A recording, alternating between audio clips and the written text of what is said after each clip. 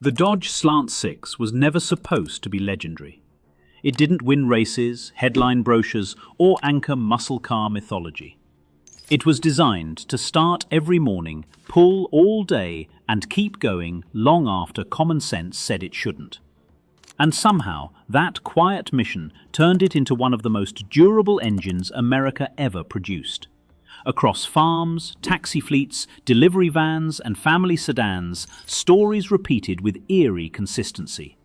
Engines overheated, oil changes were skipped, maintenance was delayed, and the Slant-Six kept running anyway.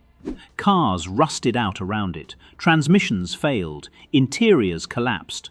The engine remained, still turning, still working, still refusing to quit. At a time when automakers chased horsepower numbers and styling drama, this engine lived in the background. It powered work, not dreams. It didn't promise excitement, it promised tomorrow. That distinction matters because it reframes what greatness actually looks like. Not speed, not glamour, but endurance under indifference. The legend didn't come from marketing departments or racing trophies. It came from owners who stopped worrying whether the engine would survive because it always did. Mechanics learned to respect it. Fleets learned to trust it. And generations learned, sometimes accidentally, that reliability could become its own form of dominance. This is the contradiction at the heart of the Slant-Six. An engine dismissed as boring became unforgettable. An engine built with no intention of fame outlived expectations, trends, and sometimes its own vehicles. And the question that follows isn't how powerful it was, but why it simply refused to wear out. Its story forces a re-evaluation of progress, asking whether the rarest achievement in engineering is not innovation, but longevity earned through restraint and uncompromising mechanical simplicity. The Slant-Six didn't come from ambition. It came from pressure. In the late 1950s, Dodge needed an engine that was cheap to build, easy to package, and dependable enough to serve a rapidly expanding market of everyday cars and work vehicles. Performance was not the brief. Survival was. The most visible clue to that mindset was the engine's oddest feature. The block itself was tilted. The slanted layout wasn't a styling flourish or an experiment in performance. It was a packaging solution. By leaning the engine over, engineers reduced overall height, allowing for lower hoods, better weight distribution, and easier fitment across multiple platforms. It also simplified intake and exhaust routing, reduced parts complexity, and lowered production costs. Everything about the engine followed the same logic. Thick cast iron construction, conservative internal dimensions, modest compression, components designed with wide tolerances instead of razor-thin margins. The Slant-Six wasn't engineered to be pushed to the edge. It was engineered to stay far away from it. At the time, these decisions were easy to overlook or even mock. The engine didn't feel modern. It didn't sound exciting. It wasn't part of the escalating horsepower race defining Detroit. But those unglamorous choices formed its DNA. By prioritizing manufacturability and mechanical simplicity, Dodge unintentionally created an engine that absorbed abuse rather than reacting to it.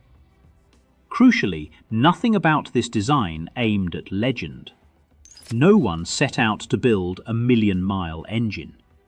The goal was consistency, an engine that could be built in large numbers, installed anywhere, and trusted by people who depended on their vehicles for work rather than pleasure.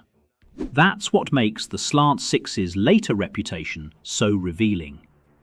Its durability wasn't the result of brilliance chasing immortality. It was the byproduct of restraint.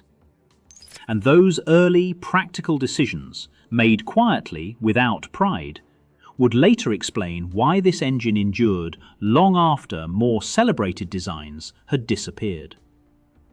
The Slant-Six didn't earn its reputation in laboratories or test cells. It earned it in places engines were treated as disposable tools. Taxi depots where vehicles ran nearly non-stop. Delivery vans loaded beyond spec.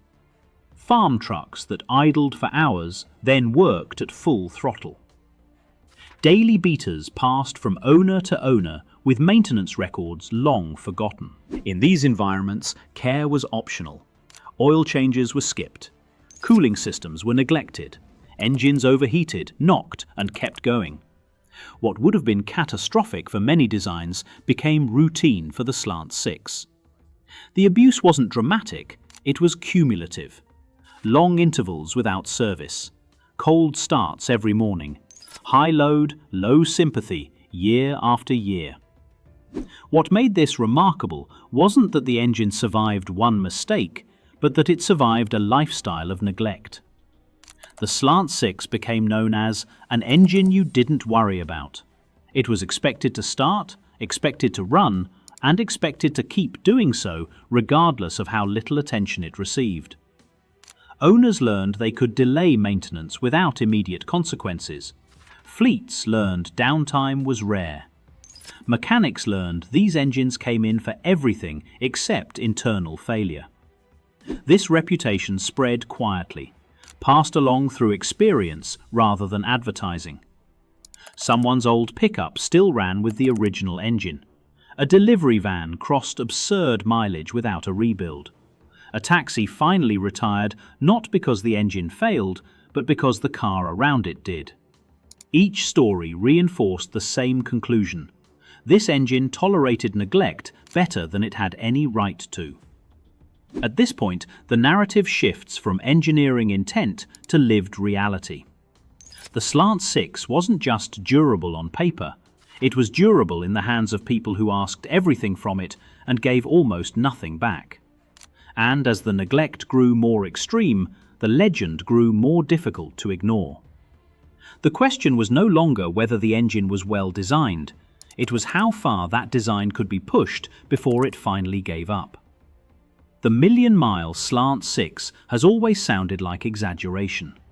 Engines wear out, metal fatigues, bearings fail. That's the accepted reality of mechanical life. So when stories surfaced of Dodge Slant-Six engines crossing 500,000, then 700,000, then 1,000,000 miles, skepticism was inevitable. Legends grow easily in garages and parking lots. But what separates myth from noise is repetition. Fleet records told similar stories. High-mileage taxis retired with original bottom ends. Delivery vans logged astonishing service hours without rebuilds.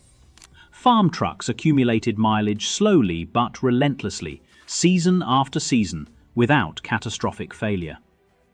These weren't isolated miracles, they were patterns. Mechanically, the explanation was less romantic than the stories. The Slant-Six ran under-stressed. Its conservative power output meant internal components lived far below their failure thresholds. Thick castings resisted distortion. Long-stroke geometry favoured torque at low engine speeds, reducing sustained high RPM wear. Loose tolerances allowed parts to survive heat, contamination, and imperfect lubrication. Nothing was optimized for performance. Everything was optimized for survival. That doesn't mean every Slant-Six was destined for 1,000,000 miles. Many weren't. Bodies rusted, accessories failed. Vehicles were scrapped long before the engine reached its theoretical limits. But when the right conditions aligned, steady use, modest loads, basic upkeep, the engine proved capable of mileage that bordered on unbelievable. This is where the tension sharpens. If the million-mile reputation wasn't pure fiction and not mere luck, then it represents something deeper. A design philosophy that traded brilliance for margin, reliability for excitement, longevity for progress. And that raises an uncomfortable question. If an engine this durable was possible, and demonstrably so, why didn't the industry follow its example? Why did designs move away from tolerance and toward fragility? The answer lies beyond engineering alone, and it begins with what the Slant-Six became once the market no longer needed it. That unanswered question pulls the story forward, demanding context, contradiction, and consequences beyond raw durability alone itself.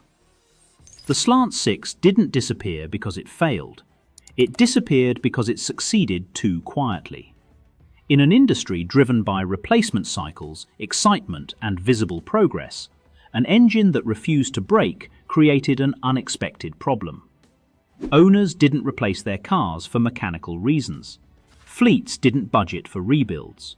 Demand slowed, not because the engine was bad, but because it was stubbornly sufficient. As the market changed, priorities shifted. Buyers wanted more power, smoother refinement, and engines that felt modern, even if that modernity came at the expense of longevity. Emissions regulations tightened. Fuel economy metrics grew more complex. Engineering teams chased optimization, lighter materials, and higher output from smaller packages. The Slant-Six resisted all of it. Its heavy cast iron, conservative tuning, and relaxed tolerances were strengths in the past, but liabilities in a new era. Worse, it didn't inspire desire. It didn't photograph well. It didn't anchor performance trims or marketing campaigns. While competitors refreshed designs and promised advancement, the Slant-Six stayed largely the same, quietly doing its job without asking for attention. In a culture increasingly built on novelty, that consistency became invisible. This is the cruel irony at the center of its story. The engine outlived expectations, but not relevance. It served too well in a system that rewarded turnover. It refused to participate in planned obsolescence, and the market moved on without it. The Slant-Six wasn't abandoned because it lacked capability. It was left behind because the industry no longer valued what it offered. Durability without excitement became a mismatch, and the engine that would not wear out found itself out of time. That legacy exposes the cost of progress measured in novelty, reminding us that endurance rarely wins headlines, yet quietly defines value long after trends fade, markets move on, and priorities change, forever alone. Engines like the Slant-Six didn't vanish because engineers forgot how to build them. They vanished because the world around them changed. Modern engines are designed inside a web of regulations, efficiency targets, emissions limits, cost pressures, and marketing demands that reward optimization over endurance. Longevity is no longer the primary goal. Engines are expected to meet warranty periods, satisfy fuel economy tests, and integrate with complex electronics. Lightweight materials replace heavy cast iron. Tolerances tighten. Components are optimized for efficiency, not forgiveness. Reliability still matters, but it is carefully calculated, not overbuilt. Consumer expectations changed as well. Buyers replace vehicles more frequently. Leasing normalized short ownership cycles. The emotional appeal of performance, technology, and refinement began to outweigh the quiet promise of durability. An engine that lasts longer than the car itself no longer offers a clear economic advantage. In that context, the Slant-Six represents a vanished philosophy. It was designed with margin, not precision. It assumed neglect, not ideal conditions. It valued survival over progress. That mindset is incompatible with modern incentives. What remains is a sense of loss that's hard to quantify. Not sadness exactly, but distance. A reminder that durability used to be a default, not a feature. The Dodge Slant-Six never needed applause to prove its worth. Its legacy lives in miles accumulated quietly, in jobs finished on time, and in vehicles that asked for little yet delivered everything required of them. It was the engine that kept America moving without demanding recognition. Measured by conventional standards, it leaves little behind. No championship wins, no iconic performance numbers, no cultural mythology built around speed. But measured by impact, its footprint is enormous. It powered work trucks that built roads, taxis that moved cities, delivery vans that fed neighborhoods, and family cars that carried generations through ordinary life. That is why its absence still feels noticeable. The Slant-Six represented trust. Owners didn't think about it, they relied on it. It created a relationship defined by consistency rather than excitement, and that relationship shaped how people understood value. An engine didn't have to impress, it had to endure. Today, its story survives through memory, mileage records, and the occasional survivor still running decades later. Not as a symbol of nostalgia, but as proof that restraint can outperform ambition over time. The Slant-Six reminds us that greatness is not always loud. Sometimes it hums steadily in the background, unnoticed until it's gone. And in redefining what mattered, it earned a legacy built on endurance, usefulness, and quiet dignity of work.